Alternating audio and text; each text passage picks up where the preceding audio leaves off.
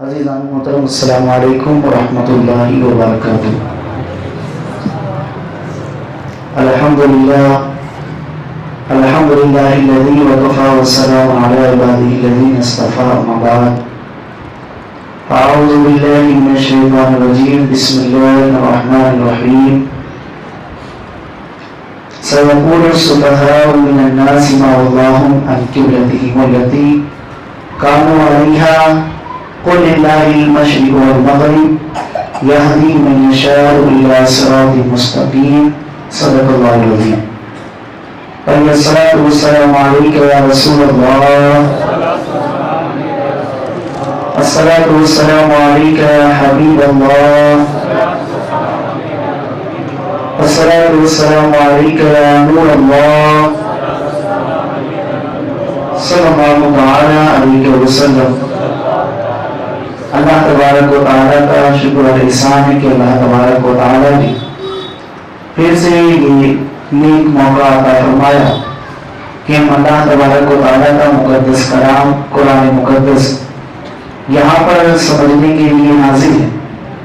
اس پر بھی اللہ تبارک و تعالیٰ کا شکر ادا کرتے ہیں کہ تقریباً 2 سال کی مدت کے بعد اللہ تبارک و تعالیٰ نے ہم پر کرم کیا اور ہمارا پہلا پارہ مکمل ہوا، اور دوسرا پارہ شروع نہیں ہوا تھا کہ پچھلے ہفتہ ہم لوگوں نے حضور سیدی مرشدی آقائی مولائی تاج الاسلام والمسلمین مرشد برحق پیر طریقت رہبر شریعت حضرت علامہ مفتی اختر رضا خان ازہری علیہ رضوان جنہیں تاج الشریعت کہا جاتا ہے، ہم نے ان کی یاد کے حوالے سے کچھ باتیں اپنے دل اور ایمان کو تازہ کرنے کے لیے کی تھی۔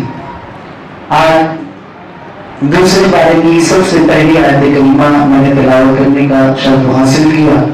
اللہ پاک قرآن پاک میں فرماتا ہے، اب کہیں کہ بے وقوف لوگ کس نے پھیر دیا مسلمانوں کو ان کے اس قبلہ سے جس پر وہ لوگ تھے۔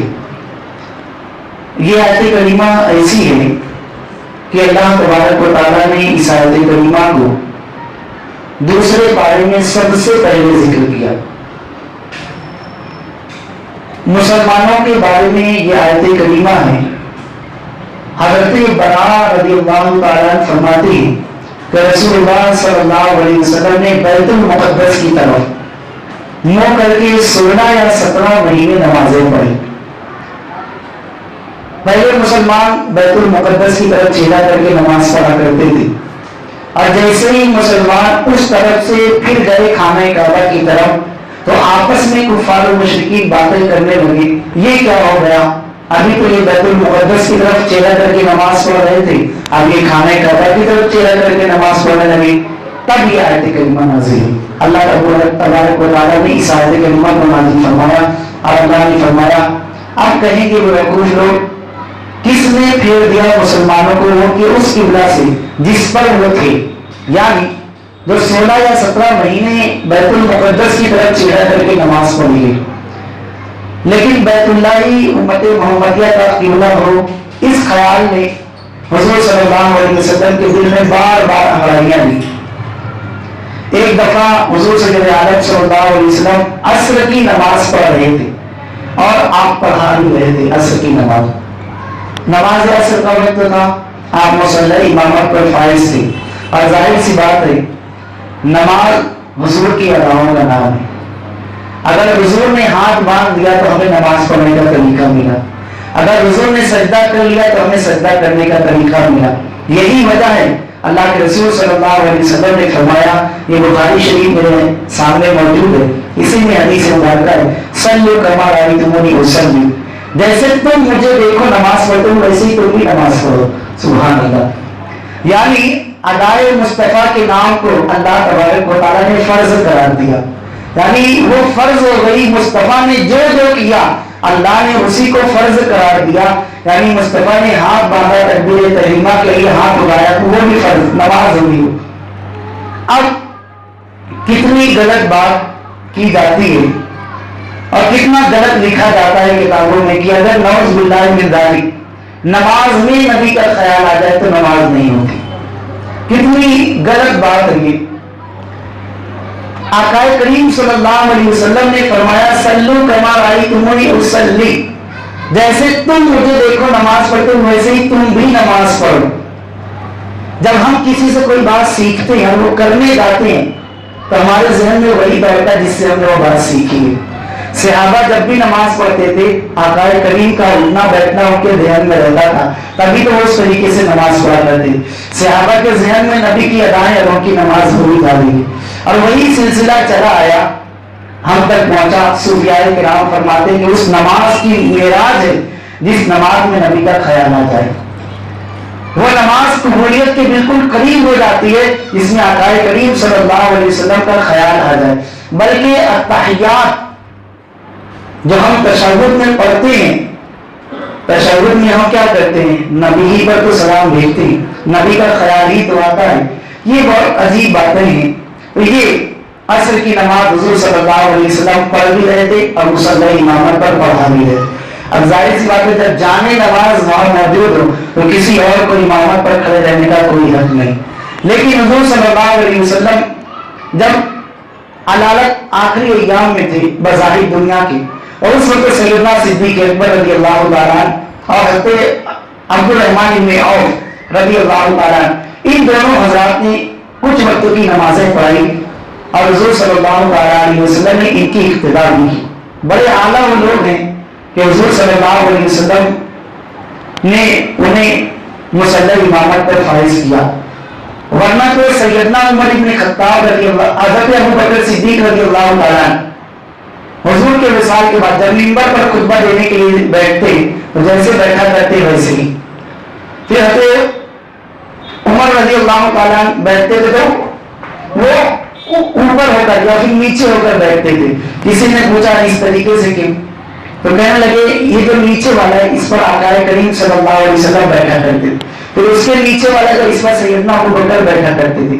अब मैं इसके नीचे वाले बैठूंगा, मेरी औकात नहीं कि जहाँ सिद्दीक बैठे मैं वहां बैठूं, और जहाँ सिद्दीक का महबूब हो मैं भी वहां बैठूं, इसलिए मैंने अपने लिए ये जगह का इंतखाब फरमाया। ये अच्छे ज़हन वाले लोग थे, इसलिए जानते थे कि हमारी नमाज, हमारी सहाबियत, हमारा सब कुछ अगर अल्लाह की बारगाह में मकबूल है तो मुस्तफा को खुश करके ही मकबूल हो सकता है। जानते थे वो लोग। हुजूर सल्लल्लाहु अलैहि वसल्लम नमाज पढ़ा रहे थे और आपके साथ काफी मुसलमान भी नमाज पढ़ रहे थे,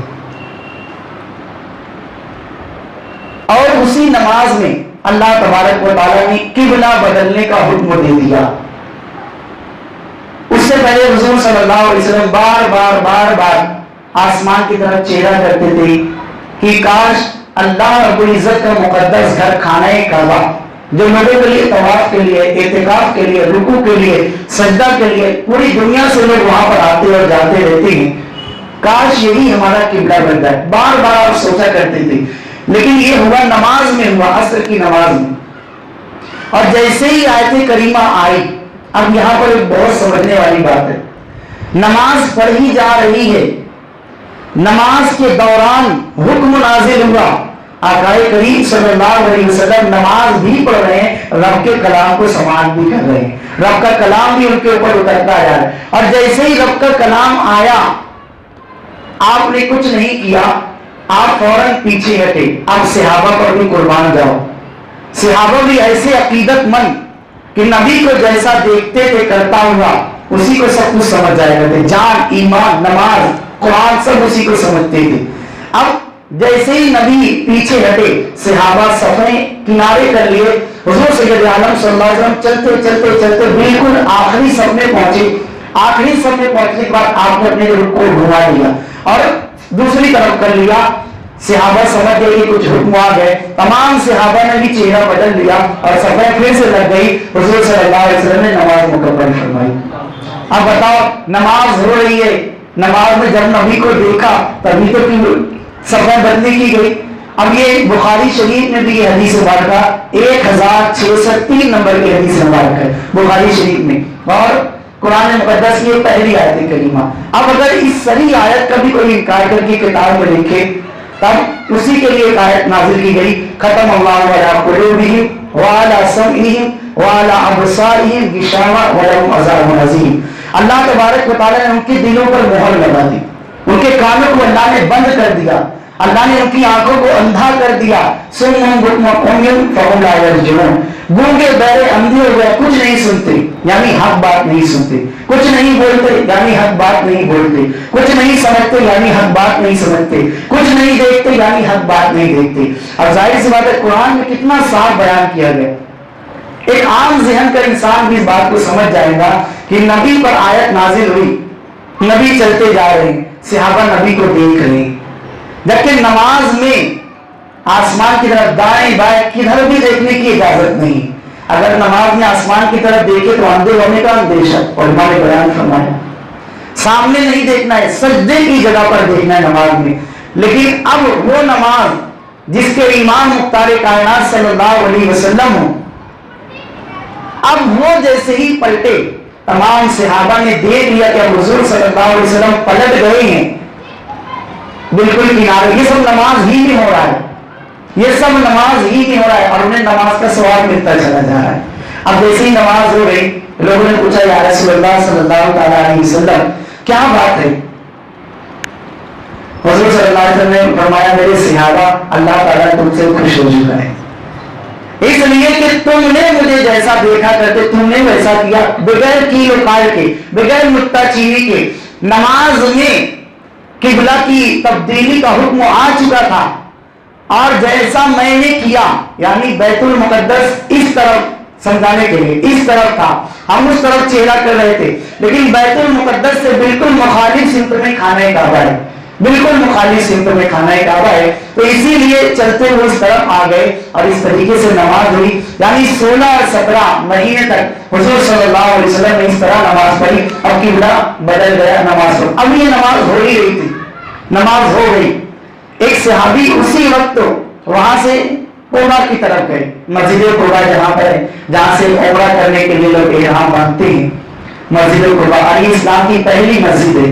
جب حضور صلی اللہ علیہ وسلم نے اس مسجد کو بنایا، اس مسجد کی بڑی فضیلتیں ہیں، یہاں پر لوگ جا کر نماز ہی پڑھتے ہیں، اللہ کرے کہ اللہ وہ دن بھی لائے کہ ہم بھی مسجد قبا کو بھی دیکھیں، وہاں بھی نماز پڑھیں۔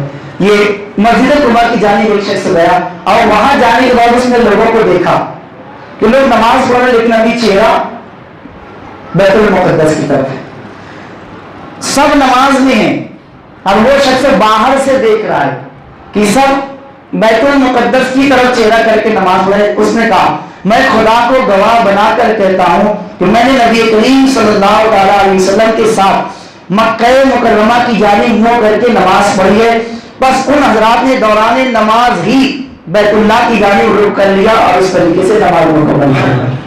اب یہاں پر ایک اور تعجب کی بات، یہ بخاری شریف کی صحیح حدیث ہے، بالکل میں اس لیے لے کر آیا بخاری شریف کہ مجھے پتا ہے کہ میں اگر بولوں گا تو تب بھی آپ یقین کر ہی لیں گے، لیکن اگر کوئی بخاری میں سے پڑھے، عربی عبارت بھی میں پڑھ سکتا ہوں، لیکن سمجھانے کے لیے ہمارے پاس اتنا وقت تو نہیں ہے کہ عربی عبارت بھی پڑھی جائے۔ بتاؤ چلے وہاں تو جانے نماز موجود تھے، وہاں بات ہو گئی، ٹھیک ہے، لیکن رسول اللہ صلی اللہ علیہ وسلم جو کرے اسے شریعت۔ حضرت سراقہ کے لیے حضور صلی اللہ علیہ وسلم نے سونے کو جائز قرار دیا، سونا جائز ہو گیا۔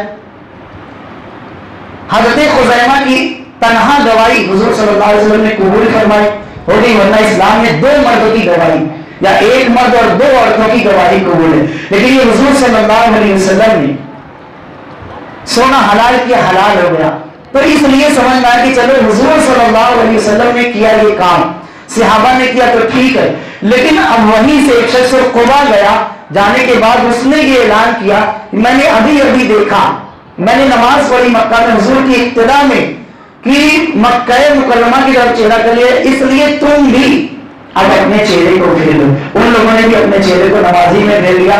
جب حضور صلی اللہ علیہ وسلم کو اس کی اطلاع ملی، حضور صلی اللہ علیہ وسلم نے خوشی کا اظہار فرمایا اور کہا کہ میرے صحابہ تم حق پر ہو، اللہ تعالیٰ تم سے راضی۔ پتہ چلا ہر چیز میں اتباع رسول، رسول کی اطاعت، رسول کی فرمانبرداری، یہ سب سے اہم چیز ہے۔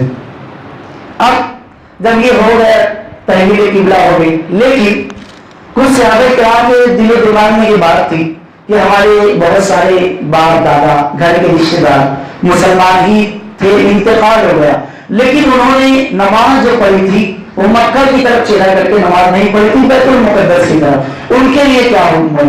پتہ نہیں ان کی نماز ہوئی یا نہیں، اسی کی طرف بخاری شریف میں اشارہ کیا گیا ہے۔ لیکن مسلمانوں کو ان حضرات کی نمازوں کے بارے میں فکر لاحق ہوئی جو تحویل قبلہ کا حکم آنے سے پہلے فوت ہو چکی یا جام شہادت نوش فرما گئے تھے، ان کی نمازوں کا کیا بنے گا؟ تب اللہ تبارک و تعالیٰ نے فانزل اللہ تبارک و تعالیٰ نے قرآن کی آیت نازل فرمائی، ما کان اللہ لیضیع ایمانکم ان اللہ بالناس لرؤوف رحیم۔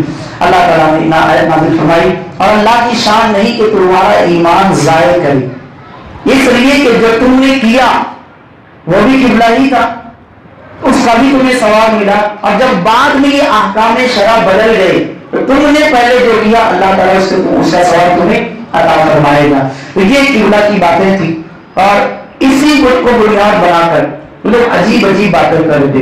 جب ایک یہودی اور نصرانیوں کی پوری جماعت حضور صلی اللہ علیہ وسلم کے پاس آئی اور کہنے لگی یہ آپ نے بیت المقدس سے مکہ کی طرف کیوں چہرہ کر لیا؟ تب حضور صلی اللہ علیہ وسلم نے فرمایا کیا تم نے توریت پڑھی ہے؟ کیا تم نے انجیل پڑھی ہے؟ کیا تم نے زبور پڑھی ہے؟ انہوں نے کہا ہاں ہم نے پڑھی ہے۔ تب حضور صلی اللہ علیہ وسلم نے فرمایا جیسی انبیاء پر رسولوں پر نازل کی ویسی تم نے پڑھی ہے؟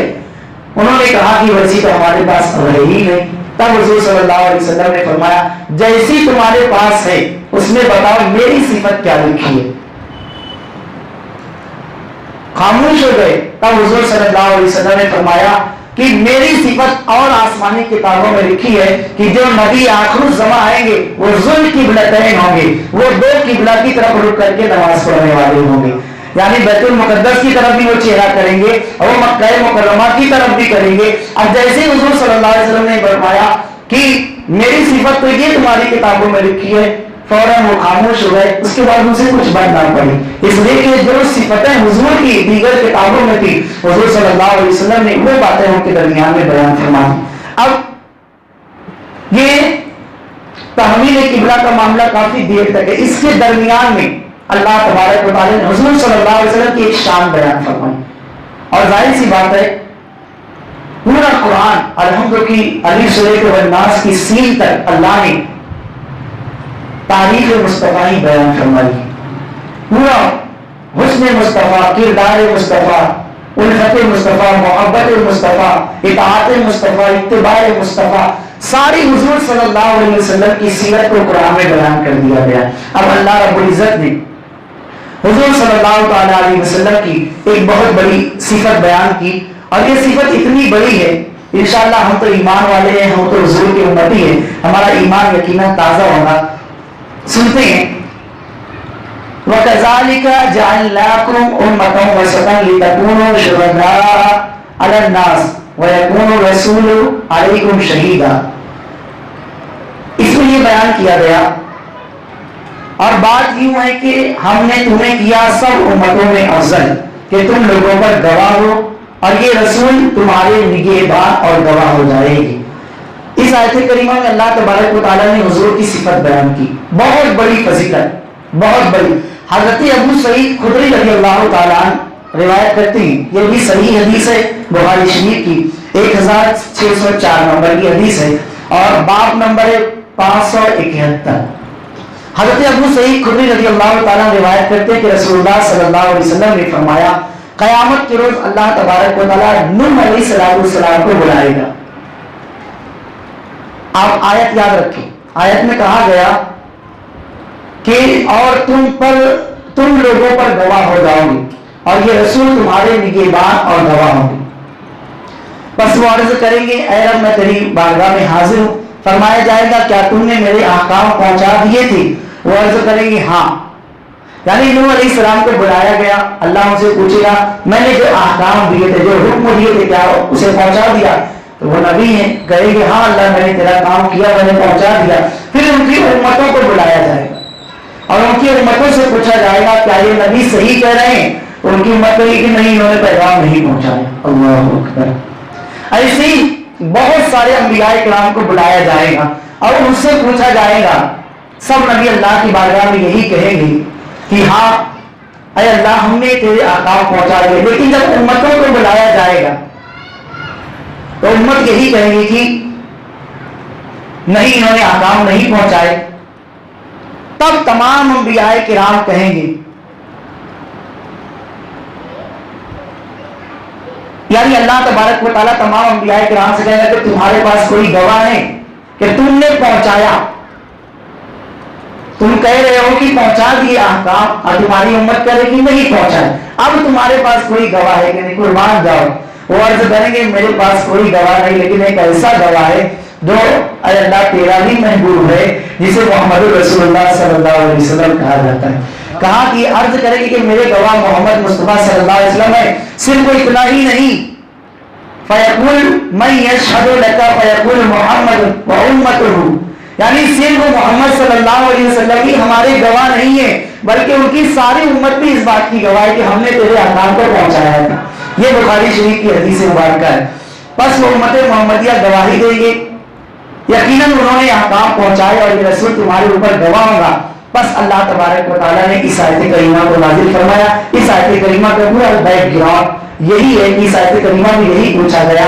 ये बड़ी फजीलत की बातें अल्लाह ने किबला की बात के दरमियान में हुजूर सल्लल्लाहु अलैहि वसल्लम की बात क्यों लाई, ताकि कोई ये ना कह सके कि नबी ने कहा तो क्या हो गया, ऐसी बात नहीं है, बल्कि नबी के कहने से क्या क्या हो जाता है।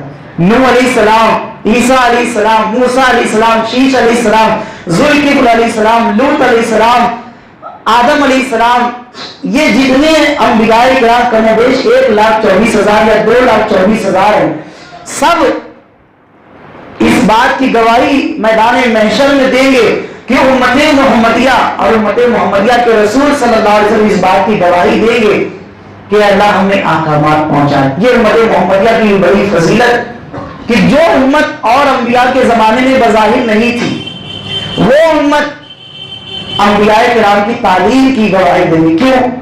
इसलिए कि तमाम अंबियाए किराम ने आकर सिर्फ एक ही चीज की तालीम दी। बहुत सारी तालीम अपनी जगह, हजरत आदम से लेकर हजरत ईसा तक सारे नबियों ने पढ़ा था अस्सलातु वस्सलाम, यानी इसी चीज की तालीम दी। इसलिए नबी आखिर ज़मा की उम्मतियों को यह पता है कि तमाम अंबियाए किराम ने हमारे नबी की गवाही दी, हमारे नबी के बारे में कलमा पढ़ा, हमारे नबी की शान बयान की, हमारे नबी का कसीदा गाया। इसीलिए ईसा उम्मती बनकर आने के लिए कह रहे हैं और इसी तरीके से दीगर अंबियाए किराम आना की ख्वाहिश जाहिर किए हैं। यही वजह है उम्मत मोहम्मदिया गवाही देंगे। बड़ी बरकतें हैं उम्मत मोहम्मदिया में रहने की, और ये सदका हुजूर सल्लल्लाहु अलैहि वसल्लम का। हमारे बहुत बड़े आलिम दीन फरमाते हैं कि हमें कभी भी अपने आप को बदनसीब नहीं कहना चाहिए। इससे बड़ा हमारा नसीब और क्या कि हम हुजूर की उम्मती। सबसे बड़ा हमारा नसीब यही है कि हम हुजूर सल्लल्लाहु अलैहि वसल्लम के उम्मती हैं, इसलिए कभी भी अपने आप को बदनसीब नहीं करना चाहिए। अभी एक तहवील किबला की बात मुकम्मल नहीं हुई, अभी आगे और बातें ये जारी है। दरमियान में अल्लाह ने हुजूर सल्लल्लाहु अलैहि वसल्लम की शान बयान फरमाई। अल्लाह तबारक व तआला की बारगाह में दुआ है, अल्लाह तबारक व तआला दौरान गुफ्तगू कसदन समझ जो निकलती अल्लाह नबी सल्लल्लाहु अलैहि वसल्लम के सत्य को माफ फरमाए।